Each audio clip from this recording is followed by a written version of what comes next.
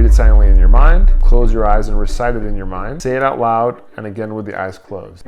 That's it? I mean, yeah, that's typically how most memory works. You look at it, you read it, you say it in your mind, and then you say it out loud. I mean, that's not really a hack. It's like how anybody with any right mind would try to memorize something. Many of you may know that I am an avid TikTok poster and content. No, I'm just kidding. I have very little presence on TikTok, and I beg of you not to even search my name. There are maybe some videos there that I don't want visible. Anyways, it's come to my attention that there are a plethora of memory technique, memory demonstration TikTok videos. Now, as a world-renowned memory technique and demonstration debunker, verifier, expert, I figured it's just me doing my job to go check them out and see what I think of them. A lot of stuff on TikTok we know is garbage and is just kind of there to get a like or for somebody to stick around, not necessarily factual or potentially even worth looking at. But that's what I'm here for. That is what I will provide for you. So when you're scrolling through TikTok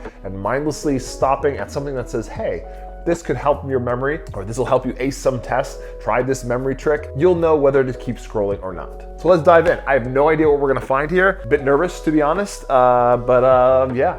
Let's do this. Let me get comfortable here. There we go, that's better. If you have trouble memorizing when you study, that may be why this video ended up on your For You page. Here are my 3 best study memory tips. 1. Study for short periods of intense focus. Study for short periods of intense focus. Yeah, this is great. This is what I do all the time. It's called the Pomodoro technique. And take mental breaks in between. Yeah. Taking the breaks is super important. You can focus for these short bursts of time. You can take a mental break, take a load off for a second, and then go back to an intense focus session. That's super helpful and super effective. What she's kind of talking about here is something called interleaving, where you do something for a certain amount of time, studying, and then you take a break and do something else for 5 minutes. So she said take a break. Actually, if you did something entirely different with your mind, maybe do some math problems or read a book or something, and then come back, that is actually more effective. Studies have shown that. So interleaving. Number 2, write down questions about the material as you're studying it. Yeah, and then writing questions about the material, that's great because it makes you really focus on what you're memorizing and or learning. You know, you're gonna come up with questions that you have, and then you realize what you need or what you don't understand and what you need to learn better. That leads to my number 3, which is answer all of the questions and explain it to someone. This is great. These are all really great study techniques. You know, answering questions and explaining it to someone else, that's the Feynman technique, where you explain what you think you know in your own words as best as you can. And that really proves that you know something. And if you don't, you know you have to go back and restudy. Yeah, this one's awesome. Good one. This is how you hack your memory, part 1, mnemonics. Imagine you need to memorize somebody's phone number or a card sequence. What you do is associate the number of the card with an image. Correct. Then you create a story using those images in the chronological order of the cards or the numbers. Example, if you want to remember 1, 2, 3, 4, 5, think about association. If you want to remember 1, 2, 3, 4, 5, just remember 1, 2, 3, 4, 5. So the combination is 1, 2, 3, 4, 5. That's the stupidest combination I ever heard in my life! And so 1 for me is maybe Harry Potter because he was the chosen one. 2 are the twins or Gemini. 3 is a braid. 4 is the guy from Umbrella Academy. 5 is a pig. Harry Potter, who just found out that he's a Gemini, started braiding 4's hair while he was sitting on the pig for the comfort.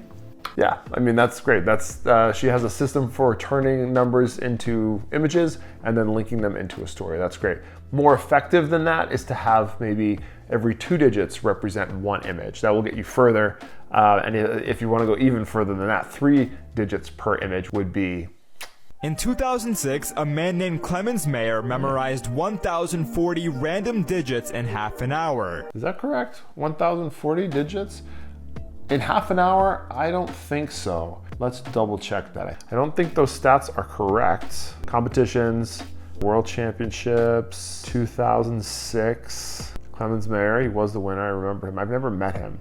Let's see. Yeah, so first of all, there's no 30-minute discipline at the World Memory Championships. So in 2006, he did 1,720 digits in 60 minutes. There was a 30-minute numbers event in the German Open in 2005, and that's where he got 1,040, which is really good. 1,000 digits in half an hour. Yeah, that's incredible. Anyways, let's go back. He became the world memory champion, and here's the technique he used. It's known as the memory journey. If you want to memorize a list of faces, numbers, or words, imagine walking Memory to a palace, familiar method of building, such loci. as your house. Place items you want to memorize at points along the journey. Imagine items on your bed, bookshelf, table, and so on. Cool. Okay. Yeah, that's right. Memory palace technique. There you go.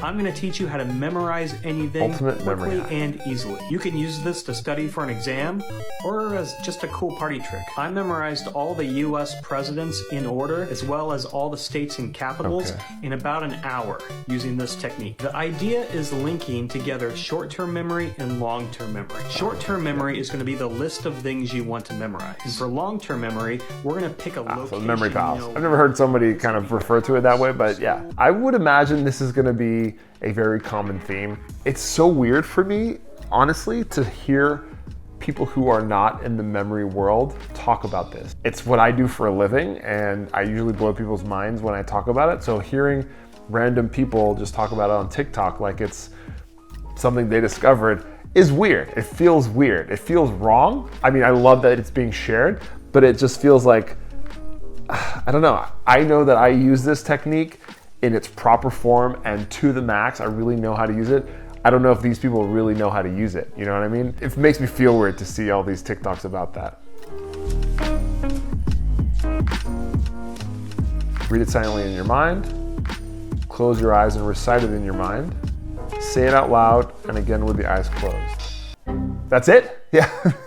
I mean, yeah, that's typically how most memory works, is you look at it, you read it, you say it in your mind, and then you say it out loud. I mean, that's not really a hack. It's like how anybody with any right mind would try to memorize something. Simply watching this video till the end will permanently improve your memory forever. Have you ever heard of the Roman room technique?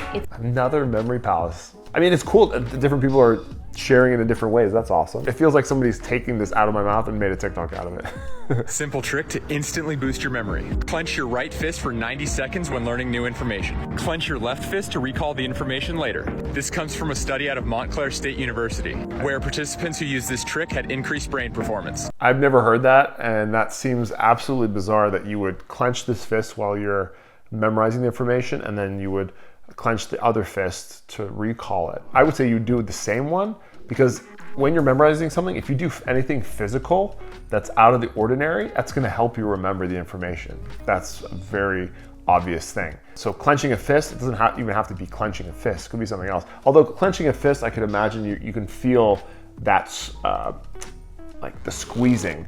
I think is maybe going to be something that's you're more aware of. Whereas if you just went like that or something, or like did a loop with your finger, I don't know.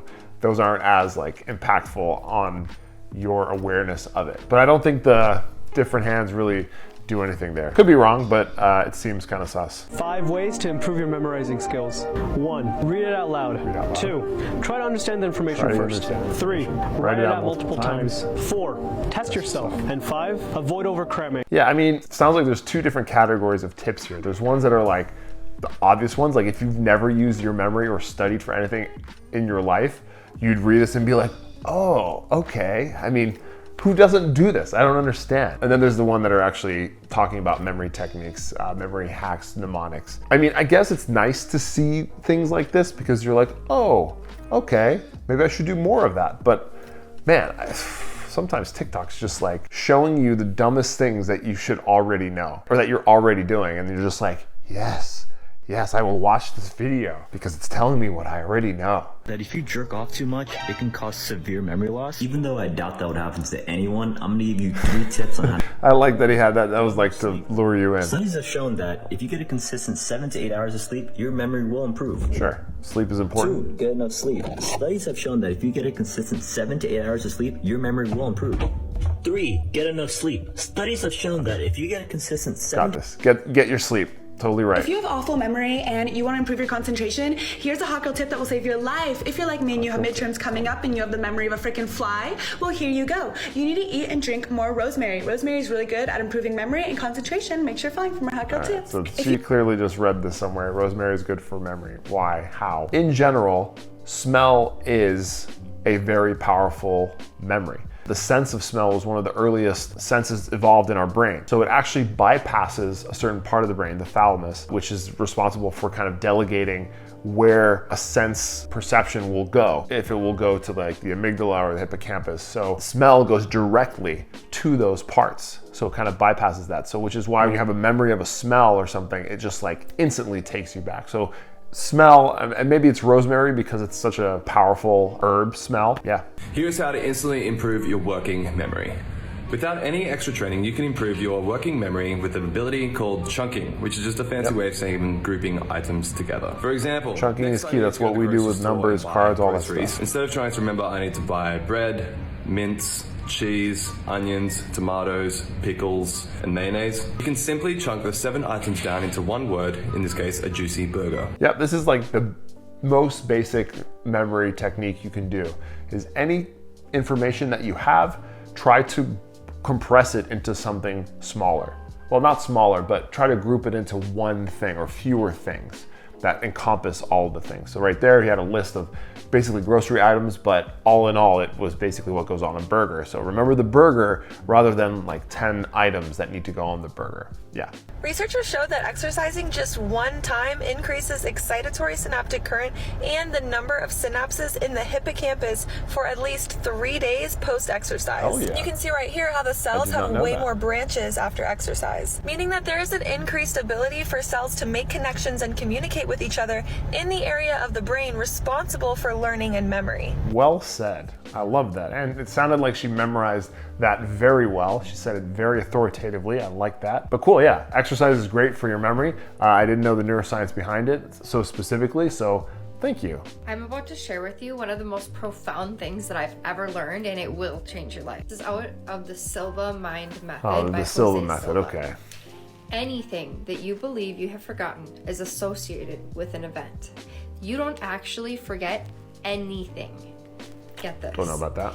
If it is a name, the event... Well, I would say maybe the connections are lost. I would say that there are things that you forget, but maybe what she means is it's all in there. And I'm more of that, I believe something along those lines, that most of the stuff that you do remember or memorize at one point is in there. It's just you can't access it through the neural pathways. You've forgotten or lost those connections. But she's saying you can access it. Associated with the name is the time you heard or read it. So if you can remember the time and place that you were when somebody first told you their name, you can find it in your mind. No. You know, I do events all the time and I memorize a lot of people's names, but if I were to think of the event, I wouldn't suddenly remember all 100 of the people that I memorized. You know what I mean? Maybe some might come to mind, but I don't think this is as effective as she's making it sound. All you have to do once you learn to work with your mental screen is to visualize a past event that surrounds an incident you believe you have forgotten, and it will... I mean, I think this is just like, yeah, you're trying to find ways to jog your memory, but I don't think it's a surefire way. And she makes it sound a lot easier. Well, she doesn't. The Silva method makes it sound a lot easier than it is. I was today years old when I found out. You meet someone and they say their name is John. You don't hear their name and just move on. And you come back like, what was his name again? Because you actually didn't hear it in the first place. 90% of the information we receive is visual, so we store more images in our memory than sounds, which makes it harder to recognize and remember names when we first hear them. The first thing you have to do is concentrate and make a point of hearing the name. Then you have 20 seconds This is from my brother, Kevin Horsley. I saw his name there. I can hear his accent. He has an awesome memory book called Unlimited Memory. I would recommend it, the ebook on Amazon. But anyways, yeah, he's talking about, making sure that you heard the name and that you were paying attention. That's the #1 step of memorizing a name. Forget any other technique. If you do that, you will definitely improve your memory for names. I asked Google about superhuman memory, and I came across the low-key method. Another method of low-K. Let's keep going. Hey, you're trying to improve your memory? Think about using the Loki method. Oh my God. There's an absolutely life-changing technique that improves your memory by 140%, and it Palace? can work for anyone. Good memory is everything. It works for remembering exam answers or learning new things, remembering important patterns for making a profitable trade, or just simply making mental notes of things you must remember. And I've been doing this for my car keys. What have you been doing? Tell me, I need to know. Come on. It's called the low-C method. Low-C method, okay. Memory hacks. If you're struggling to remember a word, clench your fist. It increases brain activity and improves Clenching your memory. fist? Again, what's with the clenching the fist? Yes, if you do anything with your body, it doesn't have to be clenching your fist. It could be anything. It could be banging your head against the wall. You will remember better what you were doing when you did that thing.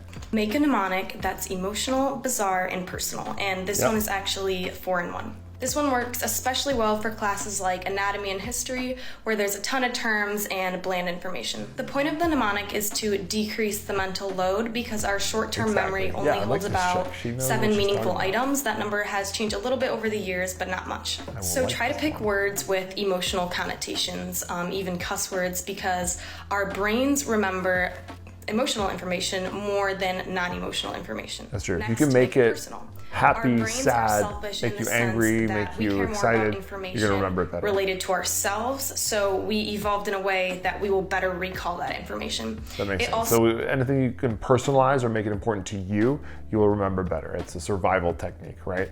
Anchors the new information to a stable memory in your brain, making it easier to access. Lastly, make it bizarre. So something like pink zebra is gonna stick out and grab our attention more than zebra, and the more attention that is paid to something, the more likely it'll be consolidated into our memory. Correct, yeah. Just make it out of the ordinary, exaggerated in size, or by different features, how it smells, how it looks, all that kind of stuff, and it will stand out in your memory and make it more memorable. This is part 2 of study hacks supported by neuroscience that you probably haven't heard of. The second study hack is to recreate your learning environment. This might look like using the same pen for a certain subject, or maybe... So this goes, we don't have to watch the whole thing, but basically talks about the same thing about the clenching thing. If you're doing something physical while you're studying and you do that same thing or you imitate it, you'll probably remember better a few things from that moment that you were doing the thing. So that goes for where you actually study. You know, if you're always studying the same place, that might not be so effective, but if you get up and go somewhere brand new or out of the ordinary where you don't typically study, you know,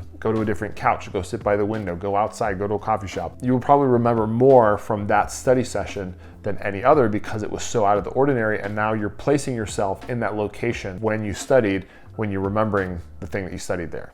Anyways, let's stop there, I guess. Those were really cool. Some were kind of whatever. It's super cool to see that there's some stuff on TikTok out there making memory techniques popular and cool. But again, yeah, it feels weird that, you know, people in this space that's not been that popular for very long, at least since I've been in it, is now kind of popular. Regular people are just talking about the things that they use or that they've heard about or saw on other TikToks, right? Pretty cool. Anyways, thought that was fun. Maybe we can look at some more next time. Please don't forget to like and subscribe. I'll see you in the next video. I am out.